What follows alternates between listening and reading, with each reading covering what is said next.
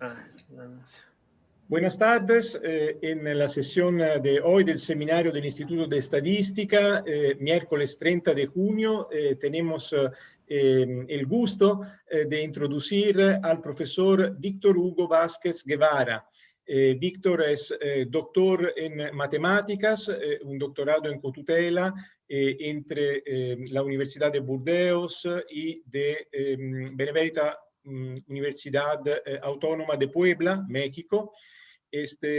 Víctor se desempeña como profesor en la Facultad de Ciencias Físico-Matemáticas en la Benemérita Universidad Autónoma de Puebla desde el año 2010. Ha participado de la organización de numerosas semanas internacionales de estadística y probabilidad de la Benemérita Universidad Autónoma de Puebla desde 2010. En particular, en 4 de ellas ha sido organizador principal. Hoy nos hablará sobre resultados asintóticos para la estimación de parámetros de procesos ARX en seguimiento de trayectorias.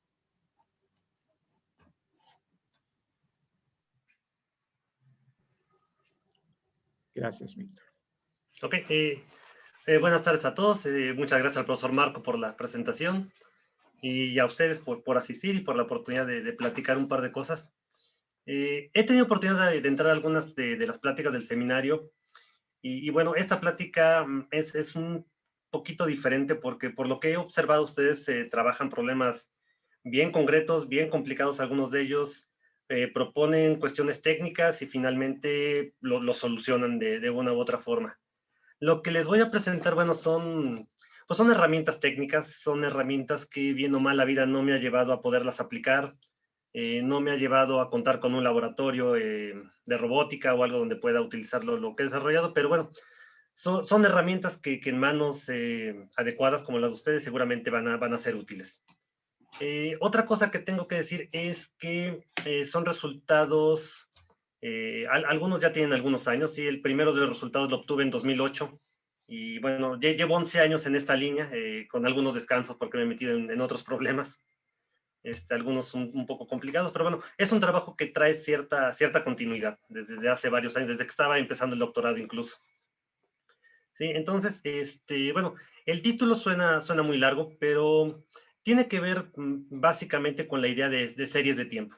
Solo que son series de tiempo con una particularidad que es que hay que controlarlas. Cuando veamos la parte de las referencias, vamos a ver que el tipo de journals en los cuales se publicaron estos resultados no son de estadística, sino que son revistas de control, de robótica, de automatización. Entonces, si bien son técnicas estadísticas y cuestiones probabilísticas, la utilidad está en el área de robótica y de control automático.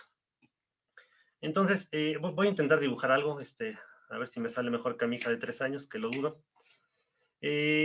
Sobre un ejemplo de fantasía sobre para qué podría servir este tipo de cosas.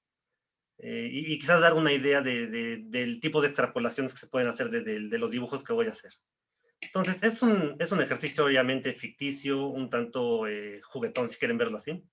¿Sí? Y podemos imaginar, por ejemplo, que esta es la Tierra y que esto de acá es el planeta que más les guste, quizás Marte. Y que tenemos que lanzar una nave espacial que parte desde acá. Y que por alguna razón de los geólogos, no sé, hay que aterrizar en esta parte de Marte. Y el asunto está en que la nave espacial no va a ser su santa voluntad, no va a ser un recorrido en el espacio como esto para llegar al punto de aterrizaje, sería una tontería, no suena buena idea. Entonces, lo que hacen los ingenieros en la NASA, en la Estación Internacional, bla, bla, bla, no sé cómo se llame ahí la cosa del espacio, es trazar un plan de vuelo, ¿sí? Es trazar creo que se oye mucho el golpeteo, a ver si puedo con esto, hace mejor. Trazan una trayectoria que la nave debería de seguir para llegar a su destino. Bueno, ahí más o menos. Entonces, existe ese plan de vuelo, y ese plan de vuelo lo conocen los ingenieros antes de lanzar la nave al espacio. Y entonces, lo que hay que hacer es, bueno, pues echar a andar la nave espacial y tratar de que la nave espacial siga el plan de vuelo lo mejor posible. El problema está en que, bueno, hay cuestiones aleatorias en el espacio, como hoyos negros, asteroides, basura espacial, yo qué sé, que va a hacer que la nave espacial no siga exactamente el plan de vuelo, es decir, que cuando deberían dar por la línea anaranjada, quizás ande por acá. Entonces, necesitamos que un controlador, un ser humano, digamos, tome algún tipo de medida en la nave espacial, no sé, manejarla, no sé ahí qué se haga, de modo que se trate de jalar la nave espacial lo más posible al plan de vuelo. Y se repite. Una vez que ves que la nave está por acá, bueno, habrá que tomar una decisión para jalarla al plan de vuelo. Y total, la nave, lo más probable es que se la pase haciendo así. Quizás en alguna parte sí coincida con el plan de vuelo, pero en general la nave va a estar haciendo este tipo de cosas por efecto de las decisiones que va tomando el controlador en Houston o Cabo Cañaveral o donde sea. Ahora, hay dos situaciones que hay que ver acá. La primera, y es desde el punto de vista intuitivo, que suena plausible, y esa es la palabra, que la posición de la nave espacial en cierto instante, pues dependa de alguna forma, digamos una función, dependa de las posiciones pasadas. ¿Cuántas?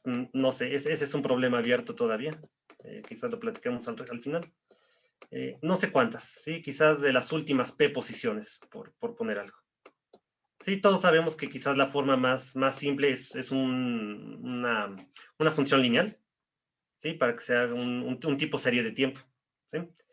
Pero esto de acá, de alguna forma, no está contemplando los efectos de los controles que toman en Houston. Entonces, pues habrá que considerar unas variables exógenas que de alguna forma representen a las decisiones que toman los ingenieros desde la Tierra. Y puede ser también una dependencia, puede ser en principio la que sea, pero bueno, pensemos en una dependencia lineal. Ahorita le escribo explícitamente sobre las últimas, aquí me equivoqué, sobre las últimas Q decisiones, pueden ser 4 o 5. Entonces, al menos suena plausible plantearlo así, que la posición de la nave espacial en el día 100 dependa de la posición en el día o en el instante 99, 98, 97, por ejemplo, y de las últimas 4 decisiones, por poner algo. Entonces, suena plausible, ¿sí? Eso solo en ese terreno. Ahora, hay otra situación que no nada más se quiere modelar en este caso, sino que se quiere automatizar. Entonces, la idea es que la decisión que va tomando el tipo en Houston la haga una máquina automáticamente, no que la haga un ser humano. Entonces, pues habrá que intentar hacer un par de cosas. La primera es, pues, pues de alguna forma respaldar la plausibilidad de esa dependencia, como si fuera una serie de tiempo, y después, pues encontrar una forma, pues, adecuada, óptima en algún sentido, ahorita lo vamos a ver, para automatizar esa toma de decisiones en cada instante. Sí, la plática se ve un poco extensa, pero no es tanto. Sí, sé que 65 diapositivas, híjole, se ve un poco cansado, pero no es tanto. Sí, ahora, la primera cosa es el planteamiento del modelo. Acá es la forma estándar que uno encuentra en la literatura. A es un polinomio en los complejos. Bueno, acá es un poco más complicado, pero es en los complejos. B también lo es un polinomio mónico, también en los complejos, pero cuyos coeficientes, bueno, no es en los complejos exactamente, sino es en Cn. Si fuera Rn me sería más fácil, pero bueno, son vectores, es decir, este polinomio de acá actúa de esta forma, es AZ igual a... lo pongo nada más para que más o menos quede claro, es A1Z. Se ve que es un poco técnico, pero solo es al principio. Sí, es un polinomio como este, en donde resulta que la variable z es un vector que está en C, pero con D. Es decir, es un vector de dimensión D y cada coordenada es compleja. Y los coeficientes de esta serie de tiempos son matrices de dimensión D por D. Sí, y lo mismo ocurre con B, es un polinomio, pero de grado Q, con las mismas consideraciones. Sus coeficientes en realidad son matrices de dimensión D por D. Entonces, esa es la forma corta en la que se describen a los modelos ARX. Esta es la parte autorrecursiva, como la que encontramos en los modelos de serie de tiempo, y la parte de las variables exógenas. Sí, solo hay que tomar en cuenta que en este caso estamos permitiendo que la variable de la dinámica en el ejemplo de la nave espacial sea un vector de dimensión la que sea necesaria. ¿sí? Y que los coeficientes del modelo, pues, son matrices. Sí, entonces, bueno, tenemos una nomenclatura más o menos estándar. El operador de retardo, ese es el que aparece siempre en los libros de series de tiempo. Tenemos, pues, lo que nos interesa, la variable de salida. Las variables exógenas, que son los controles, ¿sí? Las que queremos automatizar, y un ruido asociado. Sí, hay cosas que los modelos no pueden resolver, entonces, bueno, necesitamos considerar un ruido aleatorio con ciertas propiedades que enseguida vamos a ver, pero ahorita. Entonces, nosotros podemos reescribir el modelo que está acá en su forma polinomial, de modo que se parezca o se vea como un modelo de regresión. ¿Sí? Solo que en este caso el parámetro, bueno, es un parametrote, porque acuérdense que las matrices son de dimensión D por D. Entonces acá tenemos un parámetro que tiene D renglones y P más Q por D columnas. Entonces es un parámetro grande, suponiendo que P y Q pues sean grandes, lo mismo que D. Si P y Q son 1 y estamos pensando que las salidas son en R, bueno, ya todo está mucho más prudente. Pero bueno, en general, P y Q, los órdenes pueden ser tan grandes como uno los necesite. No tienden a ser muy grandes en la práctica, por lo que he leído. Y la dimensión de las salidas, bueno, depende. Por ejemplo, en el caso de la nave espacial, la dimensión D sería igual a 3. Y lo que he hecho en la práctica, que les repito, no ha sido tanto y me da un poco de vergüenza decirlo, no he ido más allá de D igual a 2. Entonces, pero bueno, si alguien tiene un problema en una dimensión mayor, esto funciona para esa dimensión mayor sin ningún problema. ¿Sí? Está todo perfectamente orquestado. Entonces, esa forma de regresión tiene un parámetro pues un tanto escabroso. El vector de regresión también se pone un poco grande. Recuerden que cada uno de estos es en dimensión D. Entonces también tenemos un vector de regresión de una dimensión pues importante. Y bueno, ponemos este acá afuera y no lo metemos en el vector de regresión, pues por la razón de que el coeficiente que lo acompaña lo conocemos, es la matriz identidad. Entonces no tiene mucho caso recargar este vector sote ni el parámetro de acá. Entonces, por eso es que lo ponemos afuera, pues para no recargar la escritura y porque no hace falta. Entonces, tenemos un vector que considera autorrecursividad y variables exógenas, e incluso el pasado de esas variables exógenas. Ahora, con respecto al ruido, es una cuestión técnica esta, tiene que ver con algo que se llama las martingalas en diferencias, que lo único que dice es que necesitamos que la esperanza condicional de estas variables aleatorias sea cero. Eso de la esperanza condicional, como la que viene acá, es simplemente pensar en la esperanza, por ejemplo, de esta transformación de las variables con respecto a lo que ya ocurrió. Sí, esta Fn es una sigma álgebra que está relacionada con los eventos que han ocurrido desde el principio y hasta el instante n. Entonces, es una petición técnica, pero muy usual, ¿sí? Pedir que sea estacionario. Se fijan acá, es una condición de estacionariedad. Mientras por este lado tenemos dependencia del instante, a la derecha no. Entonces, lo único que pedimos es que, por ejemplo, si la dimensión fuera 1, pediríamos que la varianza fuera constante en el tiempo. ¿Sí? Porque acá tendríamos un cuadrado, esto lo borramos, y una de las cosas que ocurren con las martingalas en diferencia es que su esperanza condicional vale 0, siempre. Entonces, en ese caso, en d igual a 1, pediríamos que la varianza condicional sea constante en el tiempo, por ejemplo. Y bueno, también bajo una condición técnica que está escrita aquí abajo, de tener un momento condicional finito de orden mayor que 2, bueno, se cumple este tipo, que es una ley fuerte de grandes números.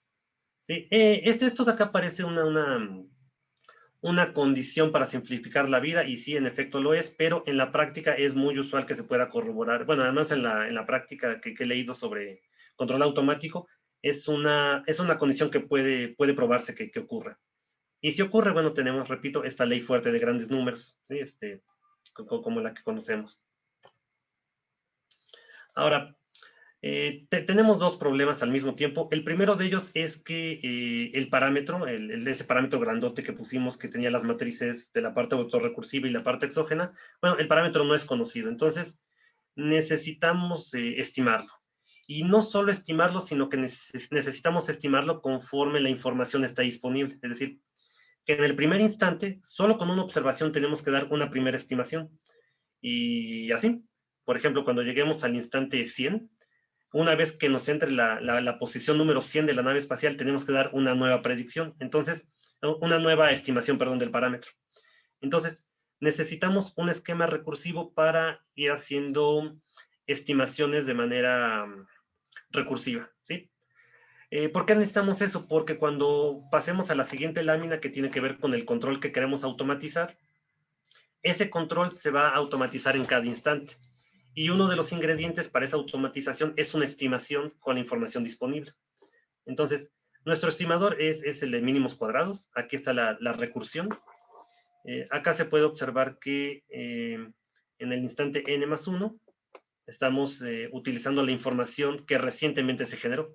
La última posición de la nave espacial la estamos utilizando para hacer una nueva estimación. En el siguiente instante, una vez que se haga el control, una vez que se observe la nueva posición de la nave, tendríamos una nueva estimación del parámetro. Hay dos tipos de estimadores que consideramos dentro de mínimos cuadrados, que es el de mínimos cuadrados usual, y una estimación de mínimos cuadrados ponderados muy particular, que es con los pesos elegidos de esta forma, ¿sí? En donde SNA, bueno, es esta matriz que está acá. Se puede observar que al menos en los dos casos que estoy contemplando, esta matriz es definida positiva. Esta de acá es la matriz identidad. Y bueno, tenemos que Sn es nada más la norma de los vectores de regresión al cuadrado y la sumamos. Sí, estas dos cantidades que acá aparecen un tanto tímidas en la diapositiva van a ser muy importantes más adelante. Sí, sé que es un poco complicado memorizar y ese tipo de cosas, pero bueno, nada más recordar que Sn está dado como uno de los componentes de la estimación recursiva y que Sn minúscula es pues sacar las normas de estos elementos al cuadrado y los sumamos. ¿Vale? Entonces, esta es la primera cosa. Tenemos que estimar el parámetro que no conocemos. Y además, esa estimación, bueno, una cosita antes, yo ya voy muy emocionado al control. Otra cosa, hay una cosa que es la que nos permitió obtener los resultados técnicos que vienen más adelante y es la teoría de martingalas. Sí, porque resulta que con las nomenclaturas que pusimos acá, del estimador, lo que es SN, tenemos una descomposición de una martingala. ¿Sí? Lo interesante está acá arriba. Esto, bueno, si le ponemos un valor absoluto, es obviamente la distancia entre mis estimaciones al instante n y el verdadero parámetro. Pero resulta que esa diferencia está asociada con una martingala. Se puede probar y no es muy complicado que esto es una martingala vectorial con respecto a la sigma-álgebra de los eventos que se han generado hasta el instante n. Y resulta que esa martingala está acá arriba. Y resulta ser que esta descomposición tan aparentemente simple es la que nos permite hacer un montón de cosas. ¿Sí? Esta descomposición, por inocente que se vea, es la que nos deja obtener los resultados asintóticos que vamos a ver más adelante. Lo bueno es, bueno, lo bueno en su momento, porque esto lo descubrí cuando estaba recién entrando al doctorado, no tenía yo mucha experiencia todavía, es que no fue tan fácil demostrar que esto es una martingala. ¿Vale? Tuve una súper asistencia de mi director de tesis, el profesor Bernard Bercú. Él me llevó de la mano desde el principio, del 2006, hasta lo último que van a ver del 2019. Entonces, tengo mucho crédito que darle, la verdad es un tipazo. Yo creo que si lo contactan para alguna situación, les contesta hasta en tiempo real si está despierto. ¿Vale? Entonces, esto que está acá, que aparentemente es muy, muy inofensivo, es lo que nos va a permitir hacer todo. ¿Sí? El generar una martingala. Y ahora sí, el control. Ven que les decía que no solo queremos modelar esas intervenciones de los ingenieros de la NASA, sino que queremos automatizarlo. ¿Sí?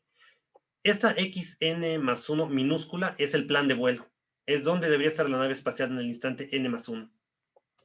Y la forma en que vamos a modelar e incluso automatizar el control es a través de esta cosita tan aparentemente simple. ¿Sí? Hay una argumentación de por qué vale la pena considerar este control, pero bueno, me tomaría un ratito explicarla. La tengo en mi tesis, si alguien quiere se las puedo distribuir sin problema. Hay una buena razón para considerar este control. Y lo único que hay que darse cuenta es que ese control automático depende de dónde debería estar la nave espacial, la última estimación que yo tenga del parámetro y la última información que yo tenga. En fin, estaban metidos las últimas posiciones de la nave espacial y los últimos controles.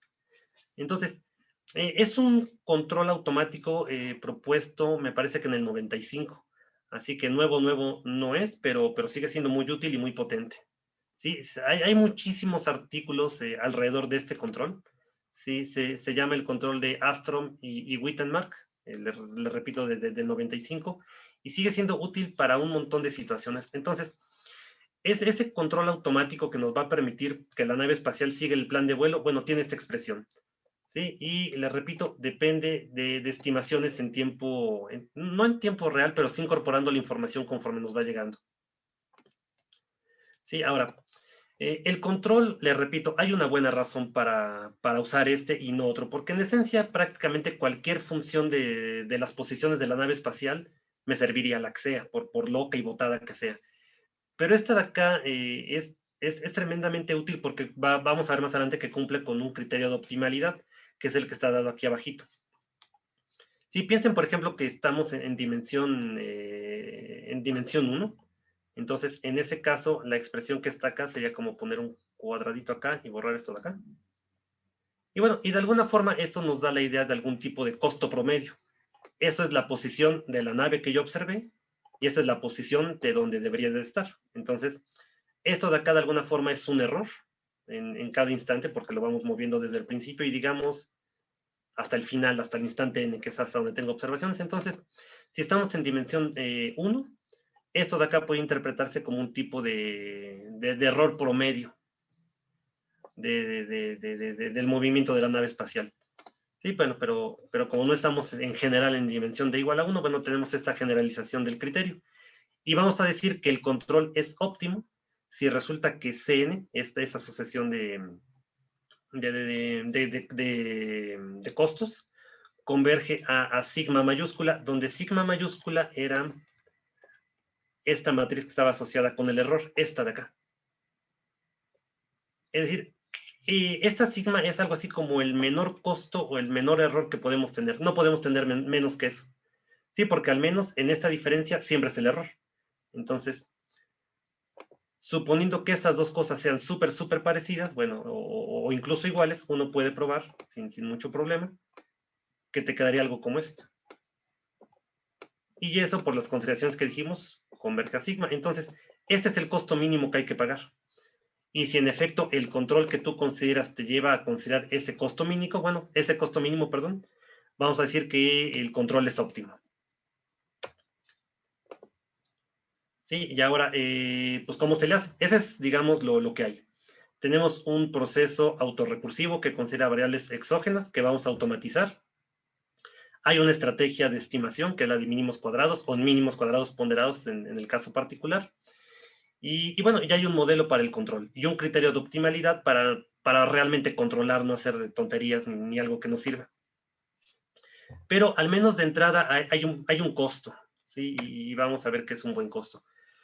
Es decir, si yo quiero obtener resultados asintóticos con esa estrategia de estimación y esa estrategia de control, hay, al menos inicialmente, pues una pequeña condición que hay que cumplir, y es una que se le ocurrió, y tengo que decir lo que fue a él y no a mí, al profesor Berkum, que es una cosa que se llama la condición de controlabilidad fuerte.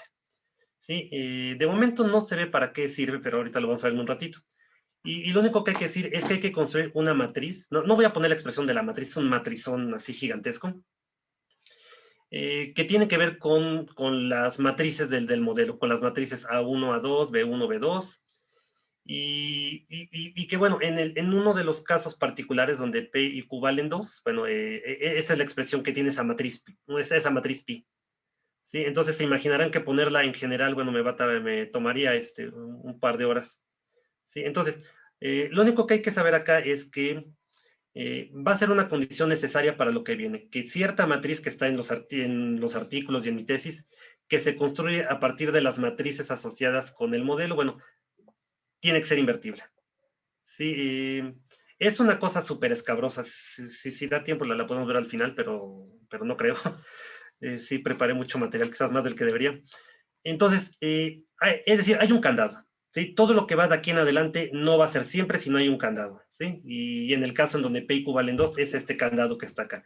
Se ve un tanto feo, pero no es tan feo y no es tan restrictivo como uno pensaría. Si uno intenta poner matrices al azar, al menos durante un año que intenté poner matriz al azar, nunca encontré una configuración útil, de modo que ese determinante fuera igual a cero. Obviamente, si considero puras matrices igual a cero, pues sí, pero en ese caso no es útil. Entonces, hay un candado para lo que viene. Sí, ahora, otra cosa, hay otra matriz que tampoco voy a escribir explícitamente, pero que también está asociada con los parámetros del modelo, con las matrices A1, A2, con las matrices B1, B2, BQ, y con la matriz sigma asociada con el ruido. Sí, es una matriz que de momento no se le ve ni pies ni cabeza, de una dimensión importante, pero que también va a ser súper importante para lo que viene. ¿Sí? Y este pequeño lema también se ve muy pequeño, muy inocente, pero junto con la teoría de Martin-Gallas es la que este lema nos va a permitir obtener todo lo que viene de aquí en adelante. En particular, el que esta matriz sea definida positiva. De momento no se ve para qué y sé que no tendría por qué, pero ahorita van a ver por qué es tan importante este lema. Y prácticamente este pequeño lema, que sí costó un poco de trabajo demostrarlo, es el que nos abre la puerta para los resultados asintóticos. Ahora, ¿qué son los resultados asintóticos? Bueno, en esta etapa son los siguientes. Necesitamos esa condición de controlabilidad fuerte. Les repito, es un candado sobre las matrices asociadas con el modelo. Una pequeña restricción también con respecto al ruido, ¿sí? Para que tengamos ese teorema de límite central que comentamos al principio. Y entonces tenemos, primero, recuerden que Sn es la matriz que acumulaba a los vectores de regresión por su transpuesta. No sé si valga la pena ponerlo, pero lo voy a poner, no está de más. Sn es... lo pongo un poco feo para ponerlo rápido. Fica transpuesta, así. Entonces, resulta que esta sucesión de matrices aleatorias, más la identidad, para que nos quede una matriz definida positiva. Resulta ser que esa sucesión de matrices dividida entre n converge a lambda, donde lambda es la matriz que puse hace un momento, que también es una matriz que depende de las matrices asociadas con el modelo. Y bueno, recordar que bajo la suposición de controlabilidad fuerte es una matriz definida positiva. No puedo poner, es una matriz definida positiva. Ahora, hasta ahí tampoco se ve para qué queremos exactamente que esa matriz sea definida. Bueno, resulta ser que esa cuestión de que la matriz lambda sea definida positiva nos permite obtener de inicio estos dos resultados. El primero, que el control es óptimo. ¿Sí? Recordar que sigma n es una sucesión que converge a sigma por el teorema del límite central. Y entonces la sucesión de costos promedios o de errores promedios, bueno, converge a cero, porque recordar que el logaritmo de n entre n se va a cero. Entonces, no solo sabemos que el control es óptimo, sino conocemos la velocidad de convergencia. Y resulta ser que bajo las condiciones que ya impusimos, tenemos que el estimador de mínimos cuadrados considerado converge al verdadero parámetro, y no solo eso, conocemos la velocidad. Entonces, parece ser que al menos inicialmente la estimación propuesta y el control propuesto son buenos. El control es óptimo y tenemos la convergencia casi segura del estimador a su verdadero valor. Pero tenemos un poquito más. Para el estimador de mínimos cuadrados ponderados tenemos lo propio. Tenemos también una convergencia hacia una matriz definida positiva en los mismos términos, y también para esa estimación de mínimos cuadrados ponderados tenemos que el control es óptimo y tenemos la convergencia casi segura de los estimadores de mínimos cuadrados ponderados hacia el verdadero valor, y también conocemos las velocidades de convergencia. Hay un poquito más. Tenemos también un teorema de la central del límite para las dos estimaciones, tanto para la de mínimos cuadrados como para la de mínimos cuadrados ponderados, solo que hay un candado adicional sobre la trayectoria a seguir, es decir, sobre el plan de vuelo. Es una cuestión técnica, es una cuestión de regularidad, de que no explote demasiado la trayectoria, que no sea algo muy difícil de seguir, muy abrupto. Y bajo estas condiciones, bueno, nuestro estimador, tanto de mínimos cuadrados como de mínimos cuadrados ponderados, bueno, cumplen este teorema de límite central. Y aquí es un poquito más obvio por qué queremos que esa matriz lambda sea definida positiva. Ahí aparece su inversa. Entonces, es necesario que sea por lo menos invertible, pero necesitamos que sea definida positiva, puesto que es un ingrediente que está dentro de la prueba de los resultados anteriores.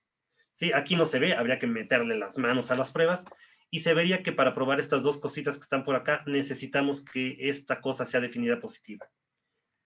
Situación que es es más obvia acá, ¿sí? Porque incluso aparece su inversa. Entonces, ese lema tan inocente que se veía que quién sabe para qué fregado servía, aquí se ve para qué sirve, ¿sí? Necesitamos su inversa. Hay otro resultado que es una cosa que se llama la ley del logaritmo iterado. También contempla a la diferencia del estimador con el parámetro, pero bueno, es un poco abrupto tratar de recitar este resultado.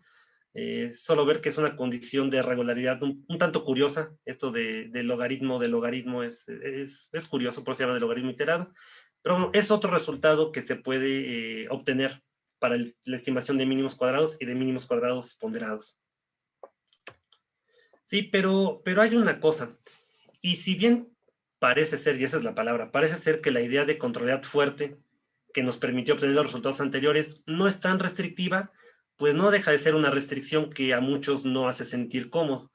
De hecho, cuando estábamos en el proceso de someter los artículos y que sí, que no, muchos nos cuestionaban sobre qué tan restrictiva es realmente esa condición.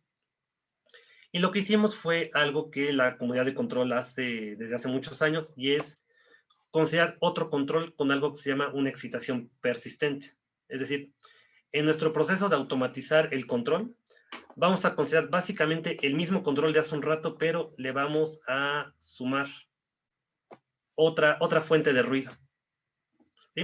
Como dice acá, tenemos que considerar otro ruido exógeno de la misma dimensión, eso tiene que ser, que tenga media cero y una matriz de covarianza definida positiva. Es decir, esto que estamos poniendo acá es lo que se llama una perturbación. Entonces, la idea es que al mismo control que teníamos hace un momento, para el que obtuvimos todos los resultados, le adicionemos esa perturbación. ¿Sí? La idea de esa perturbación o de esa excitación persistente es liberar al proceso, a la Rx inicial, de la condición de controlidad fuerte, de modo que ya no haya candado sobre los parámetros del modelo. ¿Sí? En este caso también hay un criterio de optimalidad, solo que en este caso se llama optimalidad residual, y de modo que CN es lo mismo, es la sucesión que consideraba las discrepancias de las estimaciones, digo, perdón, de la posición de la nave espacial y del plan de vuelo, y las acumulaba y las promediaba finalmente.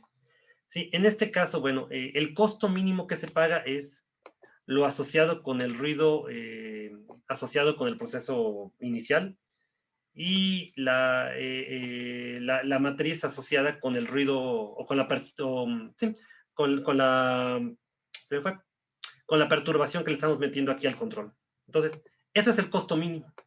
Y en caso de que nuestro control nos lleve a esta convergencia, entonces vamos a decir que el control es residualmente óptimo. Entonces, son las mismas ideas de hace un rato, solo que al control lo estamos excitando persistentemente. Entonces, parece ser un cambio muy inocente, muy ligerito, al menos pictográficamente lo es, pero de fondo realmente tiene muchos cambios. Bueno, consideración técnica para la optimalidad. Anteriormente, si borramos, por ejemplo, la perturbación que acabo de mencionar, la borramos. Es la condición que teníamos muy al principio sobre la ley fuerte de grandes números que debiera cumplir el error. Bueno, acá, como estamos suponiendo independencia entre el error y la perturbación, bueno, tenemos también esta ley de grandes números para las variables exógenas. Y bueno, resulta ser que antes de ver el resultado, si uno mira las hipótesis, ya no necesitamos la condición de controlidad fuerte. Es decir, esa perturbación que le metimos al control nos libera de la suposición de controlidad fuerte. Es decir, que hay otro control que automatiza las decisiones, pero que no le pone ninguna restricción al modelo. Y lo bueno es que eso no deteriora los resultados. ¿Sí? Tenemos lo que teníamos anteriormente. Tenemos optimalidad residual. No es la optimalidad, porque ven que dijimos que hay que pagar el costo por la excitación en el control. Pero bueno, resulta que tenemos ese criterio nuevo de optimalidad. Tenemos mismo asunto, la convergencia casi seguramente del estimador de mínimos cuadrados al al parámetro, y las velocidades se mantienen. Es decir, parece ser que esta idea del control es buena, ¿sí? Para empezar, no parece ser muy complicado hacer un automatizador que se le adicione un ruido, ¿sí? No es tan complicado. Y no perdemos casi nada. Perdemos un poco en la optimalidad, porque no es optimalidad como antes, pero es otro tipo de optimalidad pertinente para este nuevo control. Pero, pero de las partes interesantes es que la estimación de mínimos cuadrados no pierde nada. La velocidad de convergencia es exactamente la misma que antes. Lo mismo para el estimador de mínimos cuadrados ponderados. Todo funciona. ¿Sí? Tenemos exactamente la misma velocidad de convergencia desde el estimador de mínimos cuadrados ponderados. Teorema de límite central, mismo asunto, no sufre ninguna alteración. La varianza sigue siendo la misma. ¿Sí? Y de rescatar, bueno, ¿qué significa intrínsecamente el que no necesitemos la suposición de contrariedad fuerte? Bueno, que ya no hay que estar preocupados por si la convergencia va a ser buena, si va a ser mala, se va a perder algo, no se va a perder. Y que simplemente con este cambio en el control, el que ya dijimos, esta matriz límite va a ser definida positiva siempre, sin importar cómo se configuren las matrices A1, A2, y ni B1, B2, ni sigma. No importa cómo se configuren, esta matriz con este nuevo control siempre va a ser definida positiva. Sí, cosa súper útil cuando tenemos que comenzar a utilizar su varianza para tener ese teorema de límite central para el estimador tanto de mínimos cuadrados como de mínimos cuadrados ponderados. También hay una ley de logaritmo iterado, básicamente es la misma, no sufre alteración alguna. Repito, no me voy a atrever a recitar esto porque ni siquiera se me ocurre cómo hacerlo, está muy abrupta la expresión, pero se tiene. Y ahora, para quitarle un poco el tecnicismo a esto, unos dibujitos. Les repito que no tengo datos que me permitan ver qué tan bien funciona esto, pero bueno, puedo hacer simulaciones con MATLAB. En este caso hicimos un experimento pequeño para que la máquina no se muriera en el proceso. Estamos considerando la dimensión 2, estamos en Z2, en C2, perdón, y vamos a considerar los órdenes de autorrecursividad, solo un lapso hacia atrás, y lo mismo para el control, vamos a ver el control un lapso hacia atrás. Fijamos las matrices A y B, por ejemplo, así, de modo que tenemos un problema, una matriz, perdón, que satisface la restricción de controlidad fuerte, de modo que la matriz lambda asociada, la que aparece por todos lados, es definida positiva, como puede verse aquí. Entonces, de antemano, conocemos los parámetros A y B, conocemos también la matriz límite, la que siempre estamos viendo que sea definida positiva, y vamos a ver qué pasa. Bueno, en estos casos tenemos ahí la evolución de las simulaciones. Arriba es la estimación de mínimos cuadrados para las dos componentes que no son cero de la matriz A, lo propio en la parte de abajo para las dos componentes que no son cero de la matriz B. Las líneas rojas son la referencia, son los valores a los que debería converger y que vemos que convergen. Y bueno, y lo que vemos es que la convergencia no parece ser, no parece demorar demasiado. Acá quizás me pasé, considerar hasta el 1000 parece un tanto innecesario si ya se había estable quizás desde, no sé, desde el 250 quizás. Pero bueno, es para ilustrar nada más que la convergencia en efecto se da y que se da con cierta celeridad. ¿Sí? Recordar que la convergencia es del orden del logaritmo de n entre n, entonces es algo rápido. También una pequeña ilustración para las entradas diagonales perdón, de la matriz A, ¿sí? Los teoremas centrales del límite por coordenada, bueno, parecen verse bonitos. No recuerdo cuántas repeticiones se hicieron, pero no creo que haya hecho más de 200. Normalmente mi computadora no da para más, entonces, a pesar de que fueron pocas repeticiones del experimento con trayectorias no más allá del 1000, bueno, el teorema del límite central se ilustra bastante bien. Pero lo mismo para las entradas diagonales de la matriz B. La ilustración es muy bonita también. Pero aquí empieza uno con las rebeldías.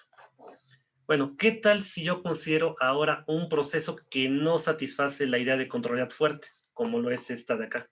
¿Sí? La matriz límite puede verse que por culpa de este cero ya no es definida positiva, entonces no satisface la idea de controlidad fuerte y la culpa es de la matriz A, ¿sí? Que tiene determinante igual a cero. Entonces, y uno, bueno, se pone en eso y dice, bueno, no es controlable, no satisface la condición, y quiero utilizar el primer control, el que no tiene la excitación. ¿Por qué? Porque me da la gana y porque es más fácil. Entonces, bueno, vamos a ver cuál es el precio por considerar un proceso que no satisface las condiciones. Y el precio en la matriz, en la estimación de las coordenadas diagonales de la matriz A no se observa. ¿Sí? A pesar de que no se satisface la condición de contrariedad fuerte, la estimación parece ser pues decente, pero el problema viene aquí. ¿Sí? Cuando queremos estimar la segunda coordenada diagonal de la matriz B, pues la estimación no se ve muy buena. La estimación debería estar acá y realmente está hasta acá abajo. ¿Sí? Es decir, ahí es donde se ve el precio por no respetar las reglas.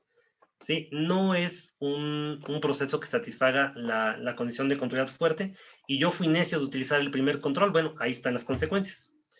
Pero para eso presentamos el segundo control. ¿Sí? Al considerar el segundo control, el que tiene la excitación persistente, todo se arregla, como sabemos por los resultados técnicos.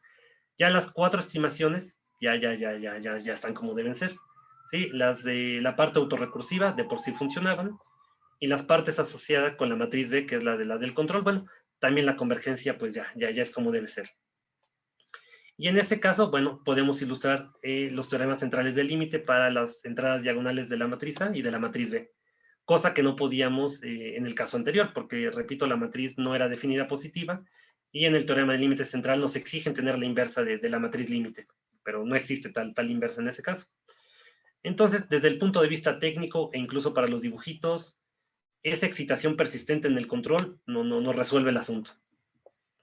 Y pues básicamente eso es la primera parte, quizás un tanto pesada. Yo sé que es muy técnico, pero bueno, se resolvieron los problemas de elegir un buen control. De hecho, se eligieron dos buenos controles, y de probar que las estrategias de estimación, bueno, son buenas. Tenemos convergencias casi seguramente, y tenemos teoremas centrales del límite para estas estimaciones.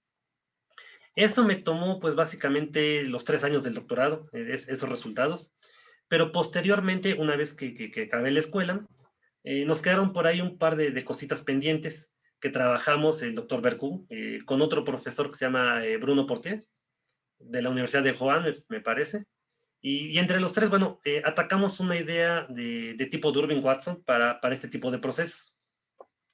Todo sigue siendo válido, excepto un par de cosas. Tuvimos que relajar algunas condiciones. La primera condición que tuvimos que relajar es que ya no estamos trabajando en cualquier dimensión, sino que estamos trabajando en dimensión 1. En este caso, bueno, los procesos que vamos a trabajar, bueno, ya no es tan amplio como antes. ¿Sí? Tenemos que bajar un poco la dimensión. Sí, es decir, el ejemplo de la nave espacial ya no nos va a servir de aquí en adelante porque es ser en R3. Entonces, pues hay que empezar en algún lado. Ya ahí es donde empezamos. Entonces, primera cosa a simplificar, la dimensión es 1. Segunda cosa a simplificar, si bien la parte autorrecursiva la puedo mantener todavía del orden que haga falta, la parte asociada con el control ya no. De hecho, si se fijan, solo aparece el control presente. ¿Sí? No aparece nada del pasado del control. Bueno, y también fue una simplificación que hubo que hacer, al menos de manera inicial. Entonces, este panorama tipo Durbin-Watson, bueno, viene bajo algunas simplificaciones, y bueno, son esas que están ahí. Entonces, pues el parámetro es un poquitito más simple, el vector de regresión es mucho más simple, porque ya no tiene nada que ver con el control, y la dimensión en este caso es P, ya no es P por D, es decir, está muy simplificado el panorama a comparación de lo que teníamos con anterioridad, pero bueno, hay que empezar en algún lado. Ahora, ¿qué es lo nuevo? Bueno, no es nuevo, pero ¿qué es lo que estamos considerando? Que el ruido asociado, el ruido que está acá, el error, a su vez satisface un proceso autorrecursivo de orden 1, ¿sí? Como pasa en los esquemas de Durbin-Watson para regresiones. Entonces, vamos a permitir o a considerar que el ruido satisfaga una relación de este estilo, en donde esto que tenemos acá, bueno, es como en el caso anterior, es una martingala en diferencias adaptada a la sigma-álgebra de la información que se va incorporando y que es estacionaria en varianza. ¿Sí? Entonces, ¿y cuál es la gracia? Bueno, si uno estudia Durbin-Watson desde la licenciatura, bueno, en las carreras de estadística, en matemáticas se estudia. ¿Cuál es la gracia? Bueno, la gracia está en que la estadística de Durbin-Watson se ha considerado, hasta donde entiendo, para vectores de regresión, pero no en esquemas autorrecursivos, o al menos no de forma muy asidua. He visto un par de trabajos donde sí consideran Durbin-Watson para esquemas recursivos, pero no incorporan el control. Entonces, esa es como la gracia de lo que vamos a hacer de aquí en adelante.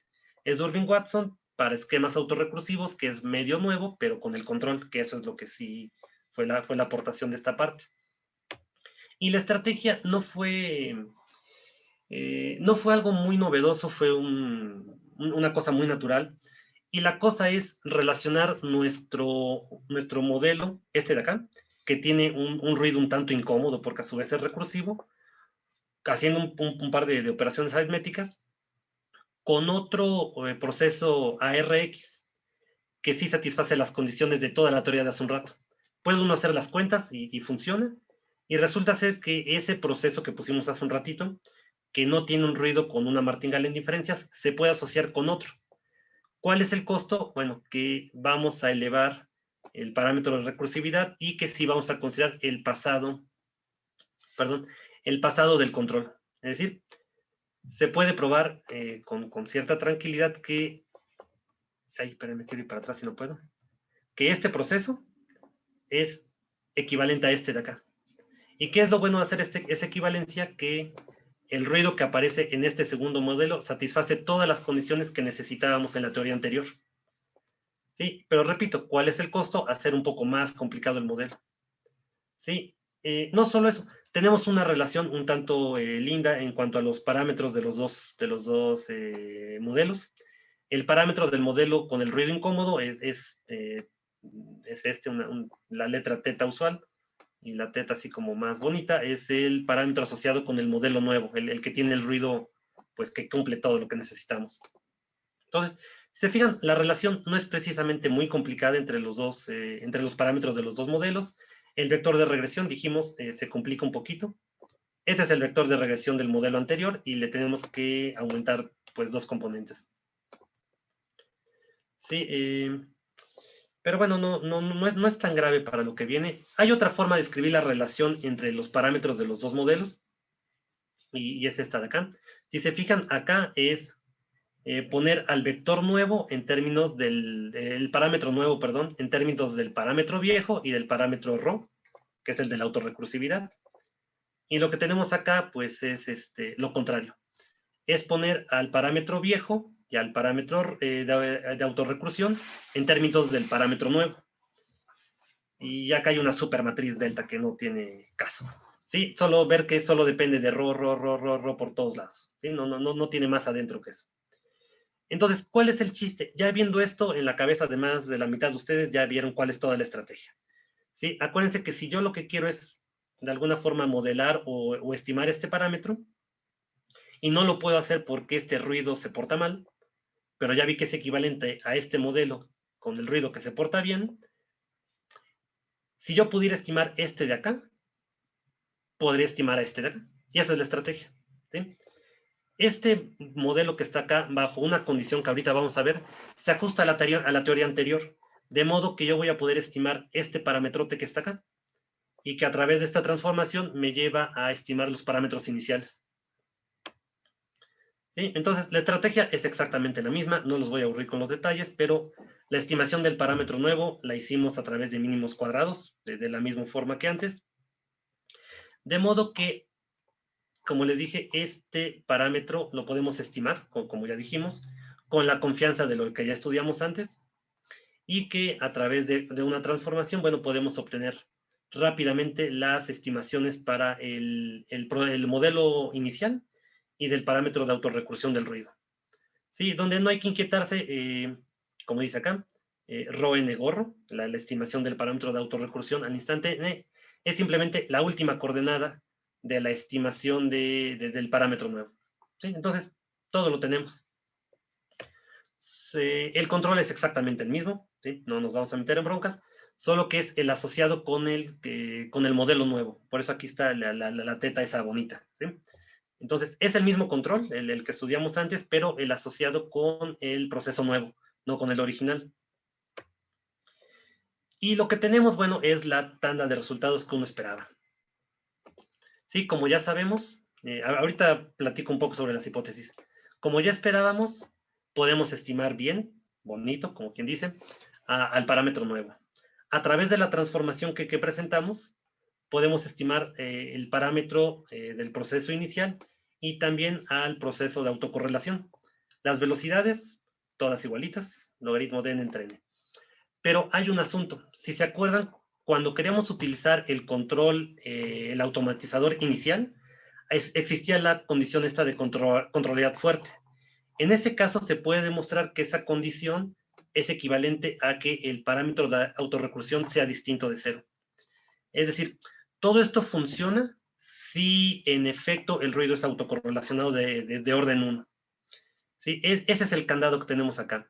De alguna forma nosotros, para tener todos estos resultados de antemano, tenemos que saber que el ruido está autocorrelacionado. Si no, esto no va a funcionar. Pero ahorita vemos cómo lo resolvemos, tampoco es tan malo. ¿Sí? Entonces, la autocorrelación tiene que existir para que tengamos estos resultados. Ahí está. Mismo asunto, tenemos teoremas de límite central para el parámetro nuevo, para el parámetro original y también para el estimador del parámetro de autocorrelación. Pero mismo asunto, tenemos que suponer de antemano que la autocorrelación en efecto existe. Si no, no funciona. Sí, la varianza sería un tanto incómoda acá, pero no es tan incómoda y lo vamos a platicar. Espero me dé tiempo en un ratito. Creo que tengo que acelerar un poco. Ahora, la estadística de Durbin-Watson, como sabemos, está basada en los residuos. ¿Sí? Una vez que haces la estimación, tienes que encontrar residuos.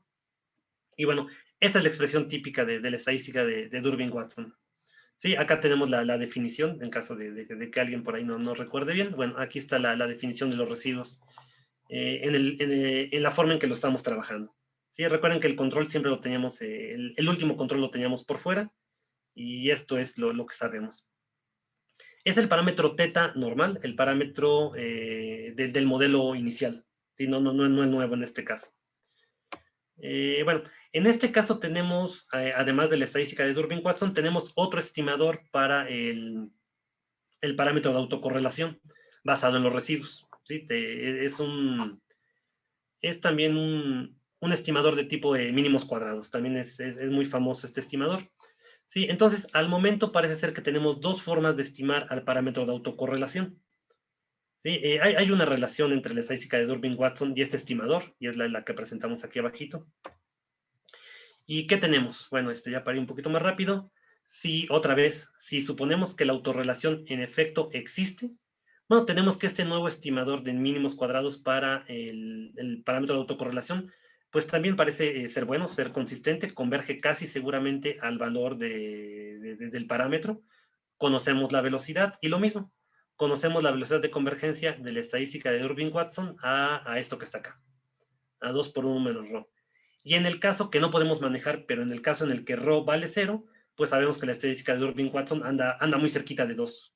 ¿Sí? Entonces, todo eso es consistente con las ideas que uno conoce de la estadística de Durbin-Watson. Entonces, lo que ganamos acá es, repito, que la estimación del parámetro de autocorrelación es consistente. Lo mismo que esta convergencia de la estadística de Durbin-Watson. Bajo algunas condiciones del ruido. Se fijan, acá se pide algo un poco abrupto. Y es que el ruido, que está asociado a su vez con el ruido del modelo inicial, tenga un momento condicional de orden mayor que 4. Y ahí es donde la gente se empieza a sentir un tanto incómoda. Mismo asunto para este nuevo estimador, tenemos un teorema de límite central bajo la misma suposición. Y lo mismo para la estadística de Durbin-Watson. Tenemos un resultado de tipo teorema de límite central. Y acá es donde entra el paradigma de, bueno, tengo dos estimadores para el coeficiente de correlación. ¿Cuál es el bueno? Bueno, pues no es muy complicado ver una relación entre las varianzas de los teoremas de límite central de los dos estimadores. Y bueno, y podemos ver que la varianza del segundo estimador siempre es menor o igual que la varianza del primer estimador. Entonces uno podría pues decantarse por el segundo estimador, el que está basado en los residuos, ¿sí? Por este asunto de la varianza. ¿Y qué podemos hacer? Bueno, entre otras cosas, probar hacer un test de hipótesis como el que está acá, ¿sí? En donde podemos probar que el parámetro de autocorrelación sea igual a tal o cual valor contra que no lo sea. con el candado de que ese valor crítico no puede ser cero. Sin embargo, ese valor crítico igual a cero puede que sea el más interesante, porque si nosotros ponemos acá cero, estaríamos probando correlación contra no correlación en el ruido. Y ese podría ser el caso más interesante, cuando este ρ sub 0 vale cero. Pero eso no lo cubre la teoría que vimos hasta ahorita. Bueno, pero vamos primero a lo positivo, a lo que sí tenemos, ¿no? Si este valor crítico no es cero y queremos hacer esta prueba de hipótesis, bueno, hay que observar del teorema del límite central que observamos hace un ratito, que tenemos esta convergencia, donde esta variable es la g cuadrada con parámetro 1. Y entonces, bueno, tenemos acá una estrategia para aplicar una prueba estadística para probar las hipótesis anteriores.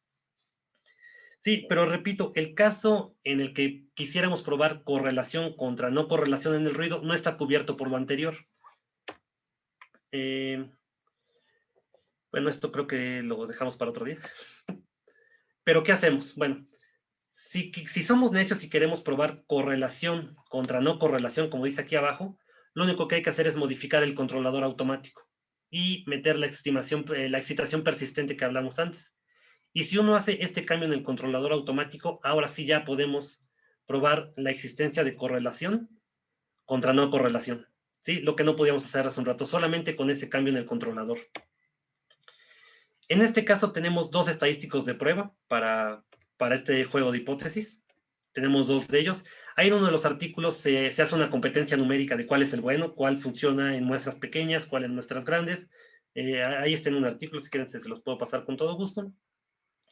Pero, ¿qué pasa si después de correr nuestra prueba estadística, que también está relacionada con la distribución g cuadrada con parámetro 1, qué pasa si uno decide no rechazar que el parámetro vale 0? Entonces dice, pues si tú no logras rechazar que ρ vale 0, es decir, que no hay autocorrelación, pues habrá que cambiar el control porque no hay correlación. ¿Sí? Entonces, esta hipótesis nos puede llevar a tomar una decisión sobre el controlador automático que se va a utilizar. Sí, hay una última parte que ya no la voy a mencionar, que tiene que ver con algo que se llama el teorema del límite central, casi seguramente. Nada más presentar dos cositas. En este caso la dimensión es 1, pero tenemos la correlación arbitraria tanto en el control como dentro del proceso mismo. Lo que está acá es convergencia de medidas. Lo que estamos considerando acá es una medida asociada con una trayectoria del proceso, es decir, este teorema lo que dice es que si lo único que puedes observar es una trayectoria del proceso, por ejemplo, de la nave espacial, que puede servir todavía, si solo puedes observar una trayectoria, esa única trayectoria te va a hacer construir una sucesión de medidas empíricas que van a converger a la distribución normal. Y por último, bueno, tenemos también como consecuencia de este teorema una forma de estimar consistentemente a los momentos de orden par del ruido asociado. ¿Sí?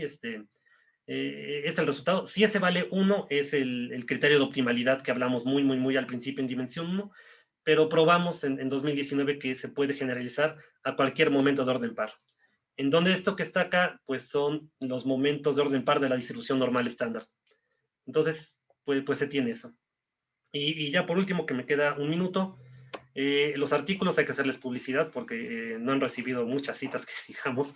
Esos son para la primera parte de la controlabilidad fuerte. Si se fijan los años, híjole, 2008, 2010, ya tiene algunos años. Y lo que le decía, en revistas de control Automática es una revista muy buena de control. Para la segunda parte del control excitado, también control. Los años 2009, 2010, también ya algunos talleres.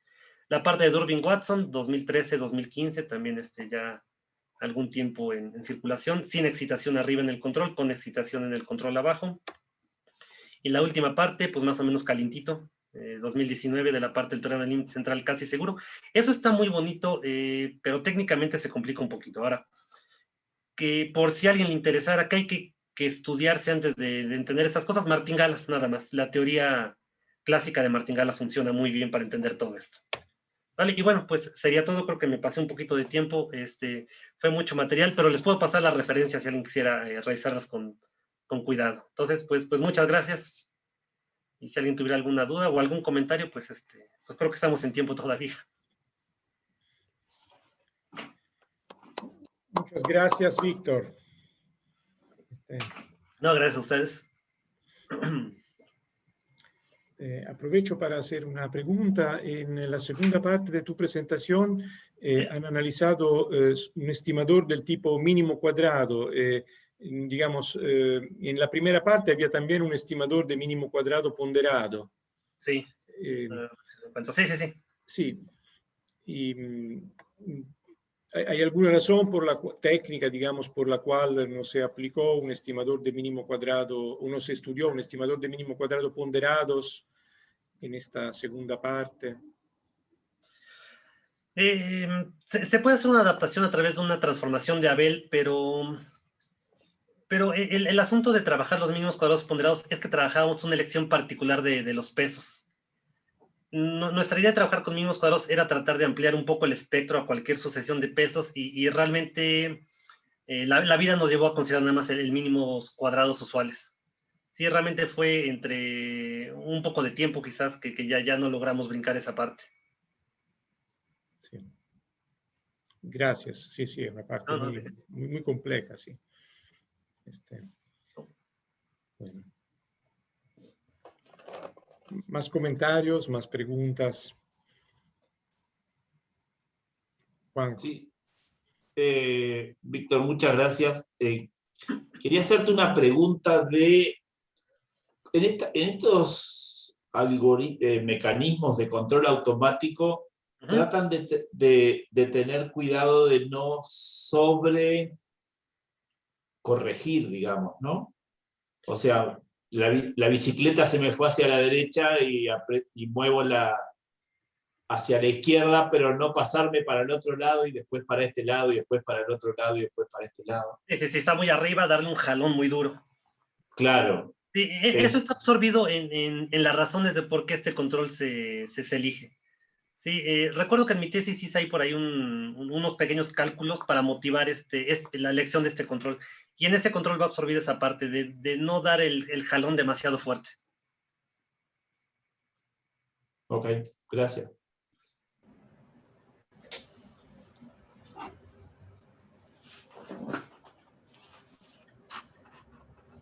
No sé, creo que el profe Ramón anda por ahí. Sí, gracias, Víctor, por la charla. Vamos a tener que estudiar bastante. No, la pregunta era si habías pensado en alguna aplicación más en la parte financiera. Me imagino que algo de esto puede tener. Intenté algo hace un par de años con un estudiante de actuaría sobre, no me acuerdo si sobre inflación o una cosa por el estilo, porque no sé cómo es exactamente el juego de la economía, pero me parece que cuando uno está haciendo una planificación de un sexenio, bueno, es que acá son sexenios los gobiernos presidenciales, se trata de establecer una curva de inflación, de crecimiento inflacionario. Y según entiendo, sirve mucho para las políticas públicas y cosas que no alcanzo a comprender bien. Pero parece ser que se ajusta bien porque el banco, bueno, lo que se llama aquí el Banco de México es quien va ajustando los cambios en tasas de interés a la canasta básica y ese tipo de cosas. Y de modo que intentamos hacerlo. El problema es que el estudiante pues se metió a trabajar en un banco y me dejó botado el trabajo. Sí, lo más que he logrado hacer en la parte aplicada ha sido con los sistemas de referencia que vienen en MATLAB, porque durante el proceso de arbitraje de los artículos muchos cuestionaban precisamente esa parte, decir, oye, tu teoría es fabulosa, está muy bonita, lo que tú quieras, pero ¿y qué?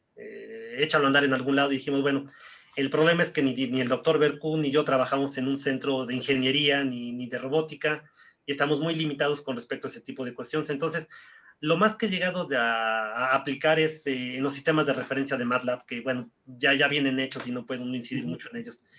Entonces, pues ese es parte del objetivo de presentarles las cosas.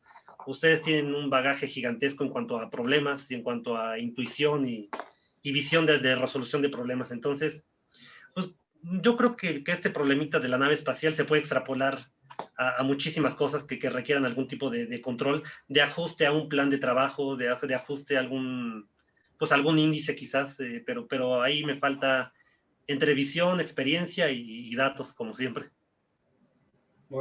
Bueno, muchas gracias, Víctor. No, de qué a usted.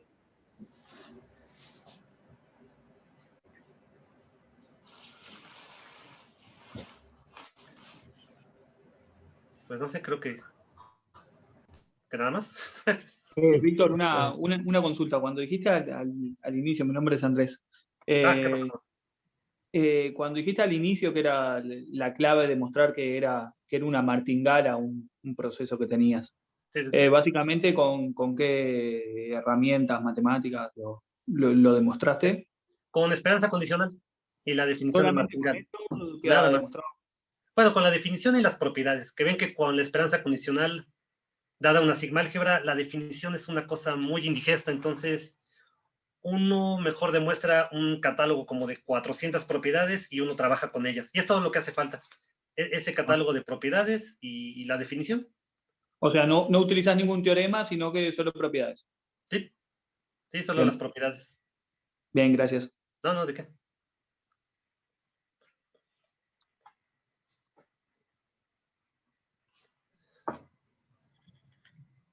¿Hay más comentarios, preguntas?